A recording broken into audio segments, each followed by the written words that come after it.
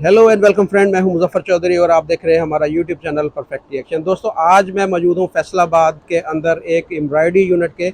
और मैं आपको पहले भी बता चुका हूं कि मेरा भी ताल्लुक एम्ब्रॉयडरी सेक्टर के साथ था, बल्कि अभी भी है। और मैं जो एसोसिएशन है उसका सीनियर वाइस चेयरमैन हूँ। तो आज हम आपको दिखाएंगे कि फैसलाबाद के अंदर जो एम्ब्रॉयडरी सेक्टर जवाल का शिकार है उसकी क्या वजूहत है। बहुत सारे जो यूनिट है फैसलाबाद के अंदर एम्ब्रॉयडरी के, वो बंद हो चुके हैं।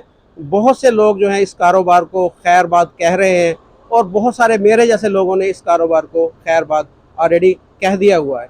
तो गवर्नमेंट इसकी तरफ तवज्जो क्यों नहीं दे रही, और कौन कौन से ऐसे अवामल हैं कि जिसकी वजह से जो एक आम जो एम्ब्रॉयडर है वो इस कारोबार को छोड़ के जा रहा है, उसके पीछे कौन कौन सी वजूहत हैं, ये जानेंगे। यहाँ पर जो एम्ब्रॉयडरी एसोसिएशन के कुछ लोग हैं और कुछ जो एम्ब्रॉयडरी से रिलेटेड लोग हैं उनसे जानेंगे कि आखिर क्या वजह है कि फैसलाबाद के अंदर एक इतना अहम सेक्टर जो है वो जवाल का शिकार की हो। तो चलते हैं एक यूनिट में।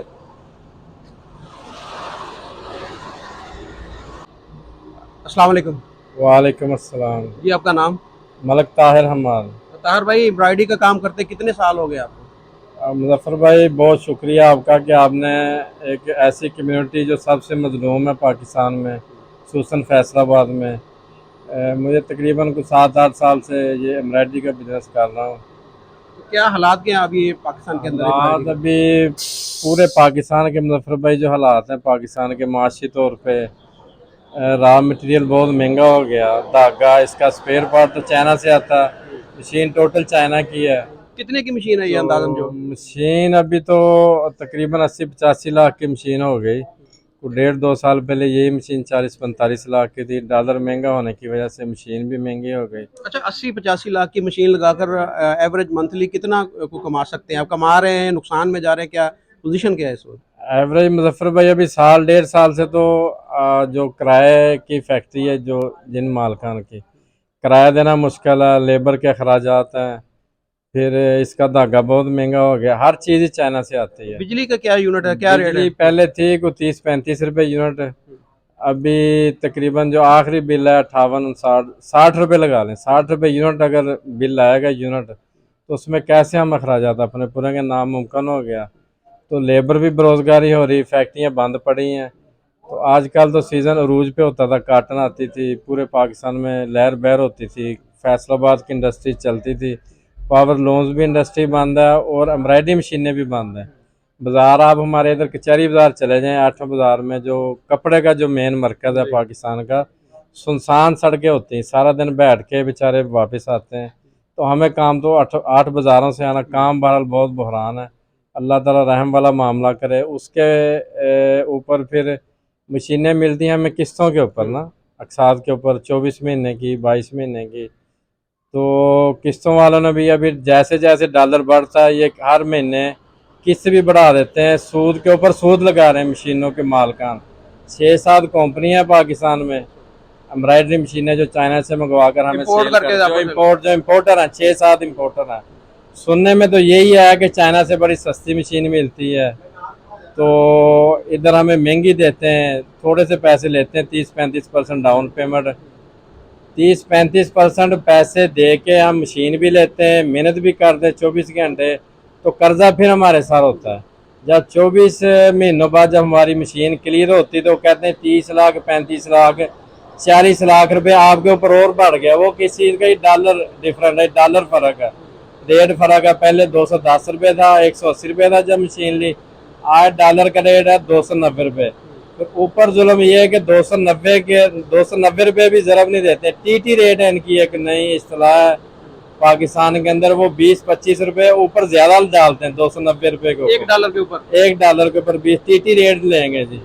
टीटी रेट इसलिए लेंगे कि टैक्स चोरी करते हैं, अंडर इनवाइस काम करते हैं, तो इनको पूछने वाला कोई नहीं। एम्ब्रॉयडरी वाले तो अभी बहरान के ऊपर, खुदकुशियों के ऊपर जा रहे हैं, मशीनें बंद है, बस गवर्नमेंट है कोई नहीं, पूछता कोई नहीं, वाली वारस कोई नहीं। पाकिस्तान में कोई ऐसा अदारा नहीं है कि जो इन चीज़ों को देख सके कि जो ये एक बदमाशी, मैं समझूंगा ये बदमाशी है कि अपनी मर्जी के रेट ले रहे हैं और रेट लेके ऊपर दोबारा आपसे फिर वो सूद ले रहे हैं। मैं तो ये कहूँगा, तो उसका कुछ चेक करने वाला अदारा नहीं है पाकिस्तान के अंदर। भाई 12 दफा सुप्रीम कोर्ट में भी आ चुका है कि निजी कंपनियां जितनी हैं, वो निजी कंपनियां सूद नहीं ले सकती, गवर्नमेंट ले सकती, बैंक ले सकती। हालांकि सूद तो इस्लाम में हराम है।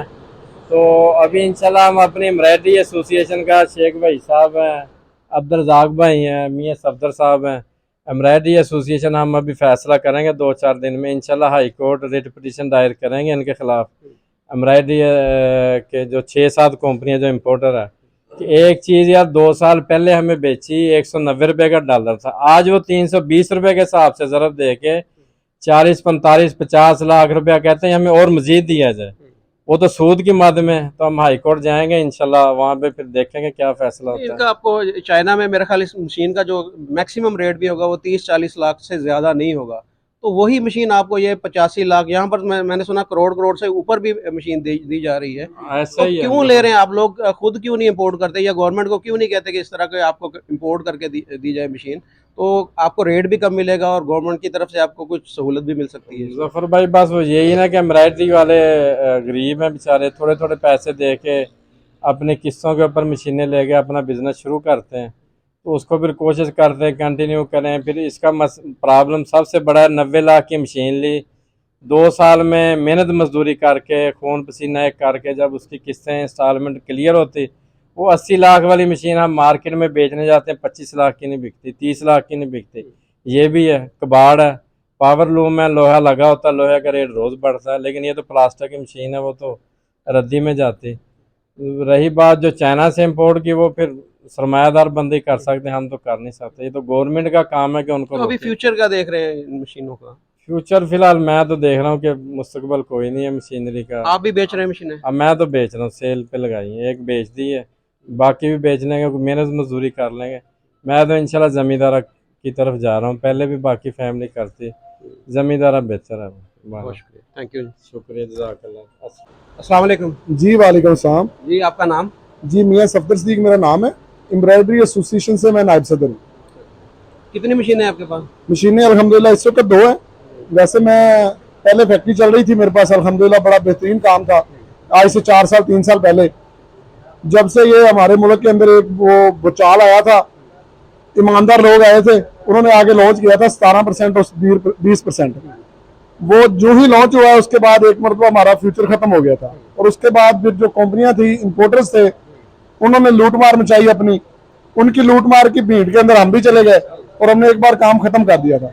और उसके बाद फिर आगे दायमा देखा है, सारी जिंदगी एक काम किया, इसके अलावा कोई काम आता नहीं था, दोबारा से फिर हम मशीनों में आ गए। काम ज्यादा डाउन होने की वजह क्या है कि रॉ मटेरियल आपका महंगा हो गया, बिजली के रेट बढ़ गए, असल प्रॉब्लम क्या है एम्ब्रॉयडरी में? मेन वजह है कि हमारे मुल्क के अंदर कुछ स्टेबिलिटी नहीं है, खासकर गवर्नमेंट की। और इसके बाद डॉलर जो है ना, ये आउट ऑफ कंट्रोल है, ये किसी की भी रेंज में नहीं है। और इसके बाद आगे चले जाएं तो कोई भी चेक एंड बैलेंस नहीं है, गुड गवर्नेंस नहीं है, गवर्नेंस ही नहीं है, गुड तो बाद की बात है।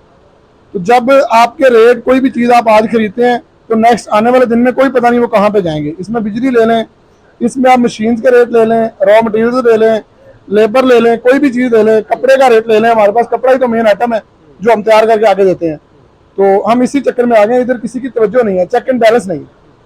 आपका जो ये टेक्सटाइल के अंदर जो एम्ब्रॉयडरी की एक सनत है, ये गवर्नमेंट के एक जैसे होता है ना कि वो रिकग्नाइज होता है इदारा, मुझे नहीं लगता कि जो एम्ब्रॉयडरी है इसको तस्लीम किया गया है एक सनत के तौर पर।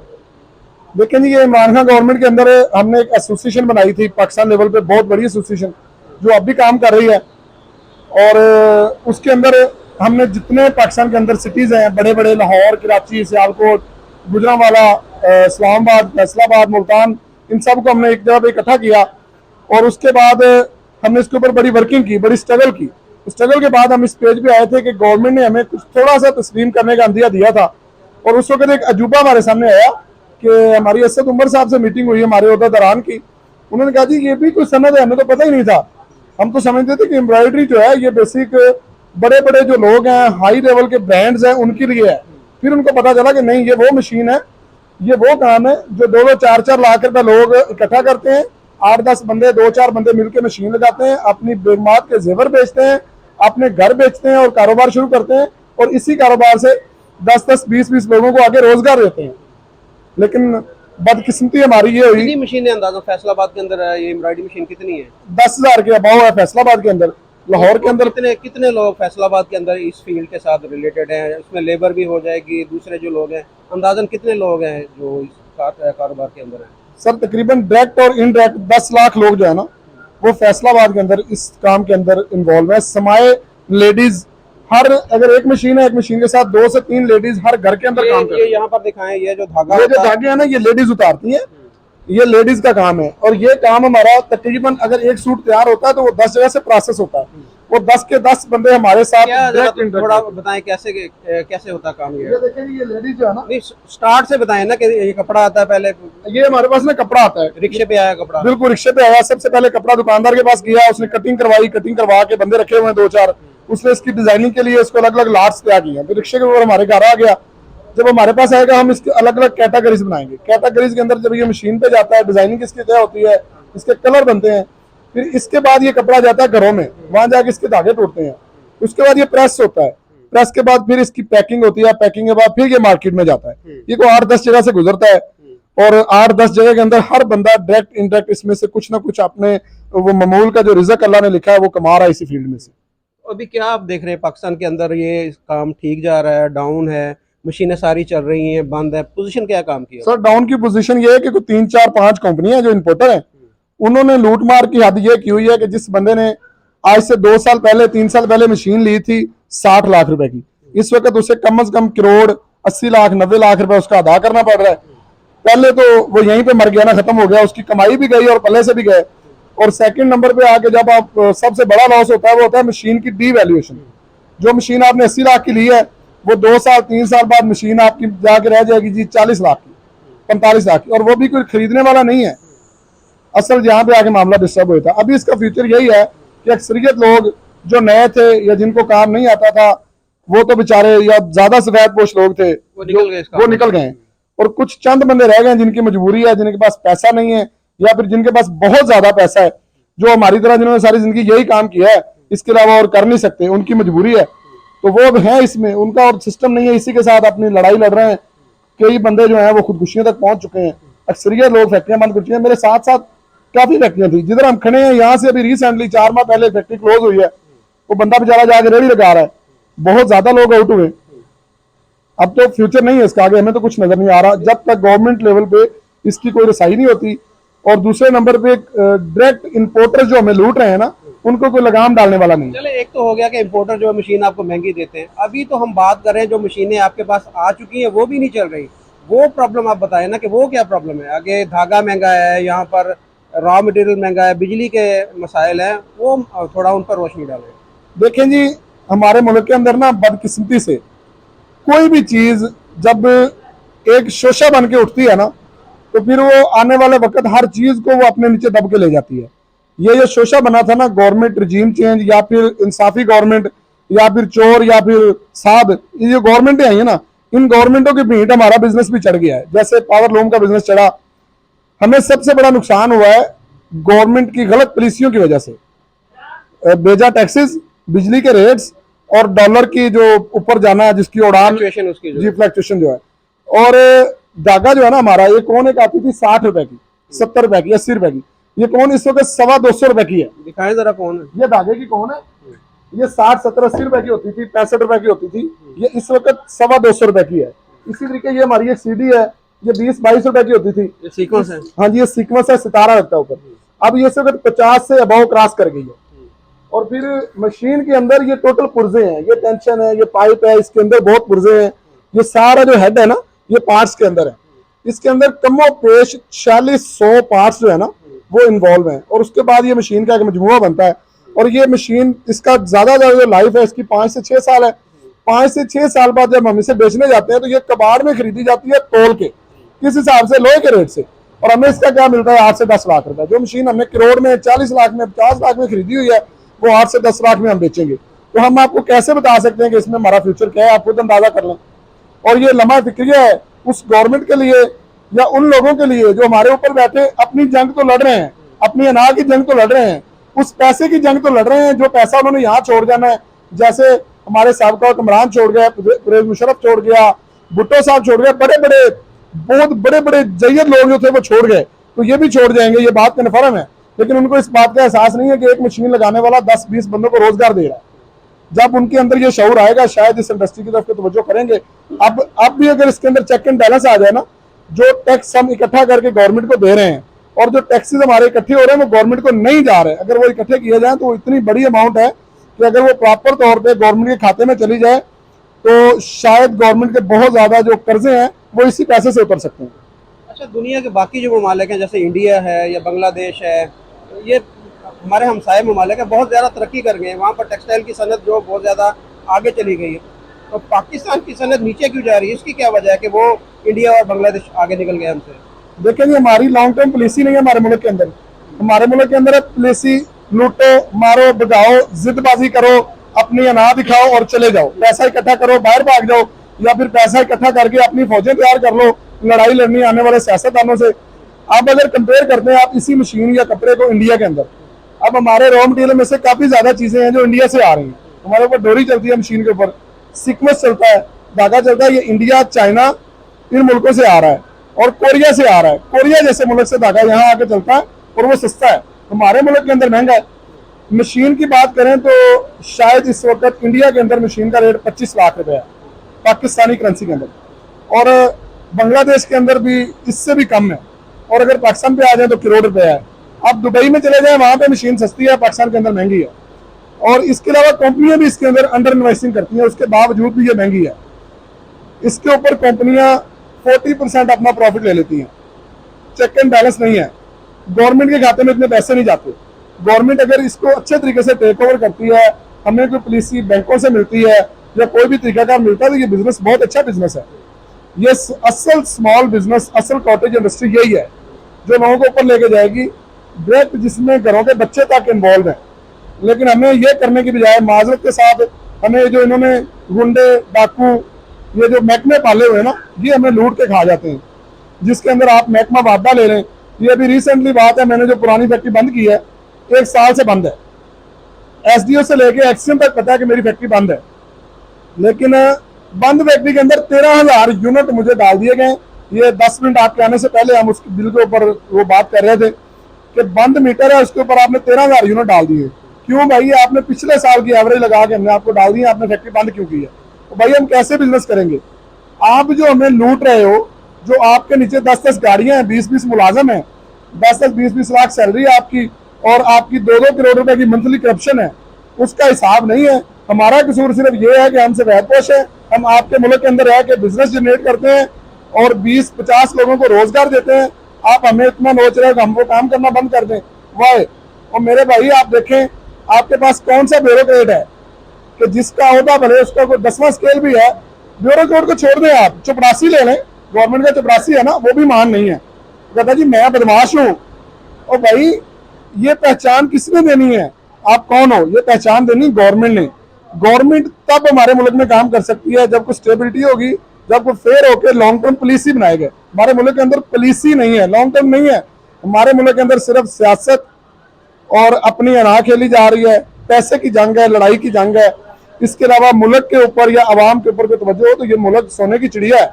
इस मुल्क के अंदर आज तक जो जो हुआ है, जितनी पैदावार है, या जो हमारे मुल्क के ऊपर कुदरती अल्लाह ताला की करम नवाजी है कि ये ज़रई मुल्क है, इंडस्ट्री के लिहाज से ये बहुत बड़ा और सबसे आगे जाने वाला मुल्क है। लेकिन माजरत के साथ हमारे मुल्क के अंदर लोग तैयार होकर बाहर के मुल्कों में जाकर काम करते हैं, यहाँ पे तो इनकी वैल्यू नहीं है, यहाँ पूछने वाला नहीं है। जी तो दोस्तों, इस वक्त मौजूद हैं एक और फैक्ट्री के अंदर। यहाँ पर जो हम फैसलाबाद बल्कि पाकिस्तान की जो एम्ब्रॉयडरी एसोसिएशन है उसके अहदेदारान मौजूद हैं। एग्जेक्टिव मेंबर हैं जनाब अब्दुल रज़ाक साहब और शेख अब्दुल वही साहब, ये सीनियर वाइस चेयरमैन हैं। तो इनसे हम पूछेंगे कि एम्ब्रॉयडरी के क्या मसाले हैं। पाकिस्तान के अंदर इस वक्त एम्ब्रॉयडरी जो है वो जवाल का शिकार है। बहुत ज़्यादा यहाँ पर जो फैक्ट्रीज़ हैं फैसलाबाद के अंदर वो बंद हो चुकी हैं, और कुछ जो यूनिट्स हैं वो आखिरी सांसें ले रहे हैं। तो हम इनसे जानेंगे कि क्या मसाइल हैं, आखिर क्या वजह है कि गवर्नमेंट की भी तवज्जो नहीं है। इतना बड़ा ये एक सेक्टर है और वो हुकूमती उसको जो ओहदेदारान हैं उसको नज़रअंदाज क्यों कर रहे हैं। अस्सलाम वालेकुम। जी वालेकुम सलाम। जी बताएंगे ज़रा कि क्या मसाइल हैं आपकी जो एम्ब्रॉयडरी है उसमें इतने यूनिट बंद क्यों हो रहे हैं, क्या वजह क्या है? मुजफ्फर भाई, बात असल में ये है कि हमारा सेक्टर जो है ना वो 17.5% सेल टैक्स देने के बावजूद भी जो है ना वो गरीब तरीन सेक्टर है। आज तक हमारे सेक्टर को किसी ने नॉमिनेट ही नहीं किया। हुकूमत के नुमाइंदों को यही नहीं पता कि ये भी एक इंडस्ट्री है। हालांकि हम एक कोन पे जो है 17.5% सेल टैक्स दे रहे हैं। कितने की कौन है एक जो अब 212 रुपये की कोन है, उसके ऊपर 34 35 36 रुपये हम टैक्स दे रहे हैं। लेकिन ये टैक्स माजरत के साथ मैं कहना चाहता हूँ कि शायद गवर्नमेंट के पास नहीं जाता। हम इतने परसेंट सेल टैक्स देने के बावजूद भी हमारी कोन के ऊपर कोई नंबर नहीं होता सेल टैक्स। और उससे बड़ी बात यह है कि एक छोटा सा सुपर स्टोर है जिसकी सेल 2 से 3 लाख रुपए है। वहाँ पे एफबीआर ने अपनी मशीनें रखी हुई हैं सेल टैक्स के लिए। वहाँ पे जो काउंटिंग होती है, सेल होती है, वो सारी अंडर एफबीआर की होती है। हमारे 5-7 माफियाज हैं धागे वाले, उनकी सेल डेली की कम से कम 25 से 30 लाख रुपए है। वहाँ पे कोई फैसलाबाद की जी सिर्फ फैसलाबाद की। अगर एक ओवरऑल एक डिस्ट्रीब्यूटर की या सारों की बता रहे हैं आप? तकरीबन ओवरऑल अगर सारों की लगाएं तो 50 लाख डेली की सेल है।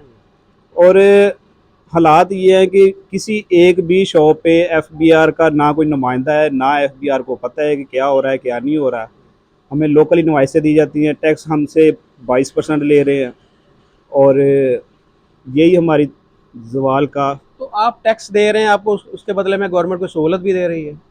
नहीं जी, सहूलत तो हमें क्या देनी है। अगर सहूलत दे रही होती तो हमारा सेक्टर 90% बंद ना हुआ होता। और वैसे भी जो आपके सामने ही है कि पाकिस्तान की इंडस्ट्री, टेक्सटाइल इंडस्ट्री 90% क्लोज हो चुकी है। जो 10% रह गए हैं उनको ये माफियाज खाए जा रहे हैं। और उसके बाद धागे की आप बात कर रहे हैं, मशीनों की तरफ आ जाएं। हमारी ये एक मशीन $44,500 की आती है। और डे 1 से लेके डे एंड तक 2 साल तक डॉलर डिफरेंस समेत हम लोगों को जो है वो चूना लगाया जा रहा है। और कोई हमारी बात पूछने वाला नहीं है। और ये तो वजह है। आप इनके खिलाफ कोर्ट में जाएं, ये जिस तरीके से आपको ब्लैकमेल करते हैं, बाज़ दफ़ा पासवर्ड नहीं देते, मशीन आपकी बंद रहती है, 2-2 3 दिन बंद रहती है, उसके बाद भी आपको ये पासवर्ड नहीं देते। तो आपने कभी इरादा किया कि आप इनके खिलाफ कोर्ट में जाएं, वहाँ पर जाकर अपनी बात बताएं कि जी हमारे साथ ज्यादती हो रही है? जी हमारी आज ही इस टॉपिक पे एक मीटिंग हुई है और इंशाल्लाह हम विद इन वीक जो है वो हाई कोर्ट में जाके रिट पिटीशन दायर करेंगे इनके खिलाफ। और इनको वहाँ पे कोर्ट में मिलेंगे इंशाल्लाह। अच्छा शेख साहब, आप माशाल्लाह बड़ा तजर्बा है, आप मेरी तरह आप भी मुतासरीन में से हैं एम्ब्रॉयडरी के, कि आपका भी एक अच्छा यूनिट होता था, आपने बड़ी कोशिश की इसको चलाने की ईमानदारी के साथ। ये बाकी तो आपको पता है कि पाकिस्तान के अंदर कोई भी काम अगर सही तरीके से आप चलाना चाहें तो नहीं चला सकते। तो आप उसमें कामयाब नहीं हो सके, माजरत के साथ मैं भी नहीं कामयाब हो सका, आप भी नहीं हो सके। तो क्या वजूहत, क्या समझते हैं कि पाकिस्तान में बिजनेस को चलाना इतना मुश्किल क्यों हो गया? क्या वजह क्या है, ख़ास तौर पर ये एम्ब्रॉयडरी सेक्टर की अगर बात की जाए?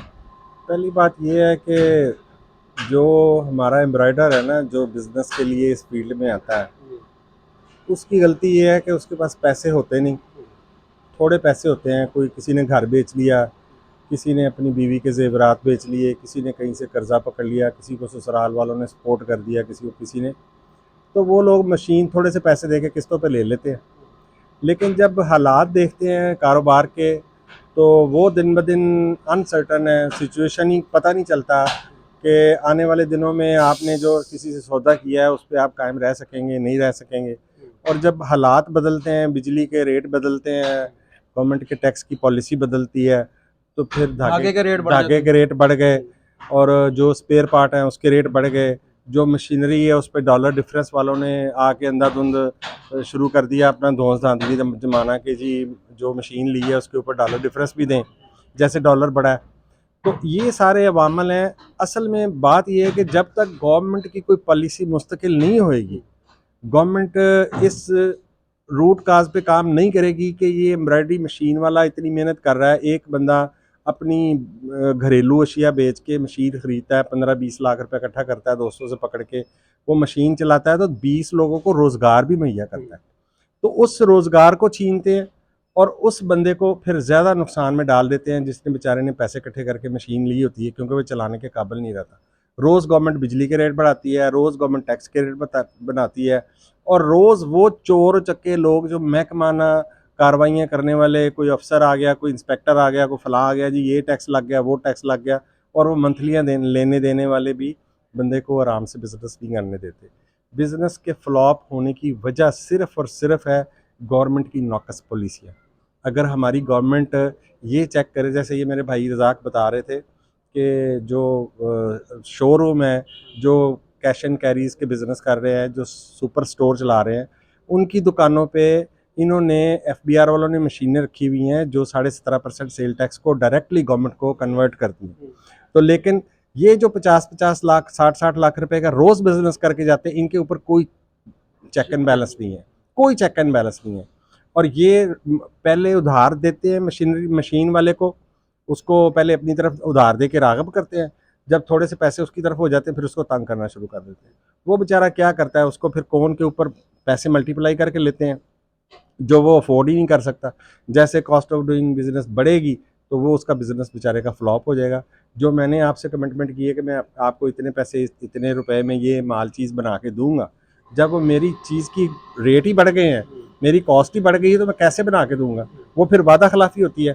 जिस बंदे के पास, दुकानदार के पास इन्होंने माल बना के दिया हुआ है, वो बंदा फिर जब उसका काम नहीं होता वो पैसे रोक लेता है। तो ये एम्ब्रॉयडरी मशीन वाला तो बेचारा हर तरफ से पिस रहा है, इसकी सुनने वाला कोई नहीं है। मैं बहसीयत वाइस चेयरमैन, मैंने वहाँ मुसाबकती कमीशन के चेयरमैन से बात की जब यहाँ चैम्बर ऑफ कॉमर्स फैसलाबाद में आए। इस्लामाबाद तक हम एसोसिएशन को लेके गए, उसके प्लेटफार्म से हमारे साथ MNAs भी थे, वहाँ पर चेयरमैन FBR भी थे, उनके साथ बातें। उन्होंने कहा जी हमने तो लिख के दिया हुआ है तो IMF को, तो हम कुछ नहीं कर सकते। तो जब आप कुछ कर नहीं सकते, लोगों को क्यों लॉलीपॉप देते हैं, क्यों लोगों को झूठी तसल्लियाँ देते हैं। अब देख लें जो हालात है, आप कहते हैं काम क्यों बंद होते हैं। अब ये गवर्नमेंट के बड़े बड़े रहनुमा जिनको सो कॉल्ड जो लीडर बने हुए हैं, तो ये लोगों के जवान बच्चों को मरवा रहे हैं। आर्मी के साथ क्या सलूक कर रहे हैं, वो जिन्होंने अपने बच्चों की कुर्बानियाँ दी हुई हैं हमारे खातर, तो उन लोगों को गाली गलोच और गंद बक रहे हैं। तो ये सारे अवामल हैं। अगर ये लीडर अवाम का सोचें, रोज़ाना टेलीविज़न पे देखें 24 घंटे लीडर्स लगे हुए हैं, उनकी प्रेस कॉन्फ्रेंसेस आ रही हैं, कोई गवर्नमेंट के ख़िलाफ़ बोल रहा है, कोई गवर्नमेंट उनके ख़िलाफ़ बोल रही है। अवाम का क्या है भाई, जिसको आप 200 रुपये 400 रुपये वाला अदरक जो है वो 850 रुपये में दे रहे हैं किलो का, उसका क्या कसूर है। जो पहले चिकन खा लेता था, 600-650 रुपये पे चिकन पहुंच गया है, उसका क्या कसूर है। जिसके रिक्शे जला दिए, जिसका घर जला दिया, जिसके बच्चा मर गया, जिसको किसी को गोली लग गई, उनका क्या कसूर है। उन्होंने क्या किया आपको, आप लीडर हो, आपको क्या कहा है। आपने कभी अवाम का सोचा, कभी किसान का सोचा, कभी किसी दूसरे बंदे का सोचा जो इंडस्ट्री चला रहा है कि वो कैसे चला रहा है, उसका क्या मसाइल हैं, कभी नहीं सोचते। ये देखें, हम मौलाना साहब हमारे काबिल एहतराम है, अभी ये चीफ जस्टिस पाकिस्तान के ख़िलाफ़ रैली लेके इस्लामाबाद को मार्च करने लगे हैं। करें, ज़रूर करें, लेकिन उसकी ज़रूरत क्या है। आप तो गवर्नमेंट है, PDM गवर्नमेंट में है, गवर्नमेंट से लहाक शुदा है, तो आप वहाँ बैठ के अपने मसाइल चीफ जस्टिस को करें, बयान करें, उसको बात करें, सारी बात हो सकती है। अब लोगों के बच्चों को लेके आएंगे वहाँ सड़कों पे, फिर कोई ना कोई बेचारा मर जाएगा, मार होएगी, इनको क्या फ़र्क पड़ना है, इनको कोई फ़र्क नहीं पड़ने वाला। अगर इनको दुख है, दर्द है, तो ये महंगाई पे कोई बात करते। अगर इनको कोई दुख और दर्द है तो ये लोगों के बिजली के बिल पे बात करते, जो आए रोज़ गवर्नमेंट बढ़ा रही है। अगर इनको कोई दुख है तो उन टैक्सों की बात करते कि भाई ये क्यों बढ़ रहे हैं। अगर इनको कोई दुख है तो कहते हैं भाई ये डॉलर की प्राइस रोज़ बढ़ रही है, क्यों बढ़ रही है। अगर लोगों का मईशत तबाह हो रही है, लोगों का ज़रिया माश ख़त्म हो रहा है, उसको देखते, उसके लिए करते। जो भी लॉन्ग मार्च करने, जो भी रैलियाँ निकालनी, जो धरने देने, उसके लिए करते। फिर मुझे समझ आती कि भाई ये कौम के दर्द में कर। तो ये तो अपने मकासद को पाया तकमील तक पहुँचाने के लिए, एक दूसरे को नीचा दिखाने के लिए, एक दूसरे के अना में लगे हुए हैं। तो लगे रहो भाई, आखिर में तो क्या है, मुल्क का बेचारों का होना खराबी सारी। हम लोग जो निचले तबके वाले हैं, जो मिडिल क्लास के हैं, या जो प्राइमरी क्लास के लोग हैं, जो पिस गए हैं, जो मर गए हैं, जो सफ़ेद पोश ख़त्म हो रहे हैं, असल में तो बारी उनकी आनी। इन लोगों के पास तो 2-2 3-3 मुल्कों की नेशनलिटी हैं, इन्होंने भाग जाना है। वो शौकत अजीज़ आया था वज़ीर आज़म, कहाँ है, कभी नज़र आया। वो शहजाद अकबर जो यहाँ प्रेस कॉन्फ्रेंस करता था, मैंने इतने अरब पकड़ लिए, कहाँ गया वो। अब भी मैं कहता हूँ, अगर इमरान खान ने कुछ किया, उसको सजा जजा के मरहले से गुजारे। अगर उसने नहीं कुछ किया तो उसको काम करने दें। पहले इमरान खान की गलती ये थी कि उसने चोर चोर के नारे लगाए, उसने इनको कुछ नहीं कहा, कोई नहीं पकड़ सका, कुछ नहीं साबित कर सका। अब ये चोर चोर के नारे लगा रहे हैं, अब चीफ जस्टिस साथ मिल गया, अब वो अब कुछ करने नहीं दे रहे। और भाई अवाम का क्या कसूर है, हमने क्या किया आपका, हमने क्या बिगाड़ा है। हमारे कारोबार बंद हो रहे, रोजाना बिजली महंगी हो रही, रोजाना। अगर मैं आज किसी से बात कर लूँ ना कि आपको 10 रुपए में मैं ये चीज़ बना के दूंगा, तो जब मैंने कल कॉस्टिंग करनी है, कल मैंने रॉ मटेरियल खरीदने जाना है, मैं नहीं कर सकता। तो जब मैं कर नहीं सकता, जब मेरी जुबान नहीं है, मैं बिजनेसमैन किस चीज़ का हूँ। इस्लाम तो वादा खिलाफी नहीं सिखाता। इस्लाम तो वादा पक्का होने का सिखाता है कि जो आपने बात की है, जो आपने कमिटमेंट की है, उसको आपने पूरा करना है। तो पूरा भाई मैं कहाँ से करूँगा? फिर मैं घर में ही सर छुपा के छुप जाऊंगा ना, बैठा रहूंगा नजरें नीची करके, कभी मैं अब उससे कैसे बात करूं? मैं तो अपना वादा नहीं पूरा कर सक रहा। तो वादा पूरा क्यों नहीं कर सक रहा? क्योंकि गवर्नमेंट की पॉलिसी नहीं है। ये मुसाफकती कमीशन के चेयरमैन आए थे, मैंने उससे सवाल किया था। मैंने कहा यार आप ये कहते हैं कि टैक्स बढ़ाना है, टैक्स बढ़ाना है। आप मुसाफकती कमीशन के चेयरमैन है, आपने कभी सोचा है चीज़ों की कीमतें कंट्रोल करना किसकी जिम्मेदारी है? लोग टैक्स क्यों नहीं देते ये सोचें। पाकिस्तान का हर बंदा टैक्स देना चाहता है। हमने खुद अपनी एसोसिएशन के प्लेटफॉर्म से कहा था कि हम टैक्स देना चाहते हैं। मेरा ख्याल है शायद पाकिस्तान में वाहद एसोसिएशन होगी जिसने ये अलम बुलंद किया था कि जी हम टैक्स देना चाहते हैं, हमसे टैक्स लें, लेकिन खुदारा उस टैक्स चेन को भी कंप्लीट करें जिससे मैंने सेल टैक्स लेना है। वो कहता है जनाब मैं रजिस्टर नहीं होना, मेरे पास हिसाब किताब रखने, मेरा तो अनपढ़ बिजनेस है, मैं कैसे दूँ? तो फिर भाई जब चेन मुकम्मल नहीं करेंगे तो मैं टैक्स दे के लूँगा किससे? एडजस्टमेंट कहाँ करनी है? कोई सोचता नहीं। कहते बस रातों रात जेन में आ गया कि जी हेलमेट वाला, उसने हेलमेट नोट कर लिए, उसने कहा जी मोटरसाइकिल वालों को पकड़ लो, हेलमेट करो, 2,000 जुर्माना। भैया कोई गवर्नमेंट? रात को सोए होते हैं, 120 रुपए की कोट जो है सुबह उठते हैं 140 रुपए की होगी, कोई पूछने वाला नहीं। कभी धागा माफिया वालों का ऑडिट तो करे। ये जो इतने बड़े बड़े गरीबों को पकड़ते हैं उनको व्हाट्सएप पे अब तो आजकल नोटिस देना शुरू हुए हैं टैक्स के। ये कभी किसी धागा माफिया वाले को पकड़े तो सही। हम तो 50 बार कह चुके हैं कि ये चोर है, ये बेईमान है। ये 80 ग्राम की कोन जो है वो 225 रुपए की दे रहे हैं, तो इनको कोई पूछे? इनको कोई नहीं पूछने वाला कि कितने का इम्पोर्ट किया था, कितना धागा बिका, कितनी कोन पे 17.5% लिया प्लस 3% लिया। वो 22-23% टैक्स लेके अपनी जेबों में डाल रहे हैं, और वो बेशरम जो महकमे वाले हैं वो इनके साथ मिलकर मंथलियाँ ले रहे हैं। उनको कोई शर्म है या नहीं है? वो कहते हैं हमारे अपने बच्चे, हम क्या करें, हम यहाँ कर्ज मांगने आए हुए हैं, गवर्नमेंट की नौकरी है तो हमने अपने बच्चे नहीं पालने, हम भी 650 रुपये की मुर्गी किलो लेके खाते। अब उनको क्या कहेंगे कि वो क्या करें? लेकिन वो कमिश्नर साहब भी चुप, उन्होंने कोई जवाब नहीं दिया। नोट करके मैंने कहा ये आप सारा कुछ सिर्फ लफाजी करने आते हैं, यहाँ लिख पढ़ के स्क्रीनों पे दिखा के लोगों को बेवकूफ़ बनाने आते हैं। काम करके दिखाएं, काम करके दिखाएं। ये जो हमारे मुल्क में स्मगलिंग हो रही है, इस पे करोड़ों रुपया जा रहा है, अरबों रुपया जा रहा है, कोई पूछने वाला नहीं है। 40 फुट का कंटेनर इनकी नजर से नहीं गुजरता, वो नहीं पकड़ा जाता। यहाँ पे गरीब आदमी चिंची लेके जा रहा है ना, जो 200 रुपये किराए पे लेके जा रहा है, 4-10-20 थान रखे हुए, उसको पकड़ लेते, ले आ भाई टैक्स की रसीद दिखा। भाई वहाँ अंधे हो, तुम्हें नजर नहीं आता जहाँ से गुजर के आया, उसको नहीं पकड़ते। यही वजूहत है सारी। हमारे मुल्क में जब तक निज़ाम भी ठीक होगा, मैशत ठीक नहीं हो सकती। जब तक मैशत ठीक नहीं होगी, गरीब आदमी की हालत नहीं बदल सकती, कारोबार नहीं चल सकती। तो दोस्तों आपने देखा कि पाकिस्तान के अंदर जो एम्ब्रॉयडरी सेक्टर है, ये टेक्सटाइल का एक अहम तरीन सेक्टर है, और इस वक्त ये जवाल का शिकार है। फैसलाबाद के अंदर हमने आपको ये फैक्ट्री विजिट कराई, तो इसमें 2-3 जो मेन रीज़न ये है कि एक तो धागे के रेट ज़्यादा है, जो रॉ मटेरियल हमारा इंपोर्ट होता है टोटली चाइना के, तो वो महंगा है। उसके साथ साथ बिजली के रेट बहुत ज़्यादा है, यहाँ तकरीबन 70 रुपये के करीब बिजली है पर यूनिट। और उसके साथ साथ जो अगला मरहला है मेन, कि इन्हें जो रेट मार्केट से मिलता है वो इस हिसाब से मिलता है कि जब वो एम्ब्रॉयडरी करते भी हैं तो मशीन जो है वो प्रॉफिट में नहीं आती। तो एट द एंड जब वो ये तकरीबन कंप्लीट होने को आता है मरहला, तो वो महीने बाद वो लॉस में जाता है। तो ये आज हमने आपको दिखाया सारा कि पाकिस्तान में जो टेक्सटाइल सेक्टर का अहम तरीन जो एम्ब्रॉयडरी का शोबा है वो जवाल का शिकार क्यों है। तो आप हमारे चैनल को आप ज़रूर सब्सक्राइब कीजिए, वीडियो को लाइक कीजिए। इसी तरह हम आपको टेक्सटाइल सनत के अंदर मज़ीद जो सेक्टर हैं उनके बारे में भी बताएंगे। तब तक के लिए इजाज़त दीजिए, अपना ख्याल रखिएगा। अल्लाह।